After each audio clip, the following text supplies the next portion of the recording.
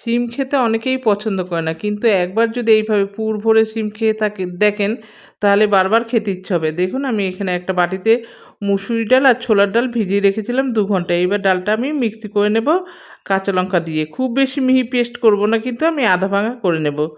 আর এখানে দেখুন শিমের 2 দিকটা কেটে আমি উপরের শিটটা ফেলে দেবো। ফেলে দিয়ে মাঝখান থেকে চিড়ে বীজগুলো বের করে ফেলবো। আর নিচে এখানে ডালের পেস্টটার মধ্যে পেঁয়াজ কুচি, ধনেপাতা কুচি, লঙ্কা কুচি, লবণ আর হলুদ দিয়ে মেখে নিয়েছি। এবার দেখুন শিমগুলোকেও লবণ হলুদ দিয়ে মেখে পুরটা ভরে নেব। দেখুন আমি পুর ভরে নিয়েছি বীজগুলো বের করে। এবার আমি তেলে ফ্রাই করে নেব। খেতে কিন্তু দারুণ লাগে, আপনারা একবার ট্রাই করে দেখুন, তারপর বলবেন। দেখুন ভাজা হয়ে গেছে, উল্টে পাল্টে ভেজে নিয়েছি আমি।